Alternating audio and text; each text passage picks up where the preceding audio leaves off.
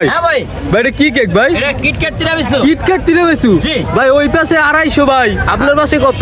আমার কাছে মাত্র 100 টাকা। ভাই 250 টাকার কেক 100 টাকা আপনি কিভাবে দিচ্ছেন ভাই? সিন্ডিকেট, ওদিকে সিন্ডিকেট চলতেছে আর এখানে সিন্ডিকেট নাই। এটাই বোঝানোর চেষ্টা করতেছি গত কয়েকদিন থেকে যে আগারগাঁওতে নতুন করে সিন্ডিকেট শুরু হয়েছে, যেখানে আগারগাঁওতে সবাই জানে যে কেক মানে হচ্ছে কি 100 টাকা, তিরামিসু মানে 100 টাকা। সেখানে কিছু অসাধু ব্যবসায়ী আছে যারা কিনা হচ্ছে গিয়ে বিভিন্ন উল্টাপাল্টা বয়ান দিয়া হচ্ছে গিয়ে জিনিসগুলো সেল করতেছে 250 টাকা 300 টাকা। মানে এটা হচ্ছে গিয়ে মানুষের পকেট থেকে 100 টাকা নেওয়া, মানুষের গলা কাটা। একটা কথা, আমার কথা হচ্ছে আগারগাঁওতে যেহেতু আমরা সবাই 100 টাকা দিয়ে ভাইরাল, 100 টাকার মধ্যে ভালো কিছু খাওয়াইতে হবে। কিন্তু এখানে কোনো খরচ নাই আপনি নিজে শেফ, এখানে দরগুলো সবগুলো হোমমেড। তো হোমমেড হলে আপনি বাসায় বানান, আপনার কোনো কারখানা খরচ নাই, কিচ্ছু নাই। তাহলে আপনি কেন ভাই অতিরিক্ত আপনি টাকা দেবেন কেন ভাই? অতিরিক্ত টাকা নেওয়ার রাইট তো আপনার নাই।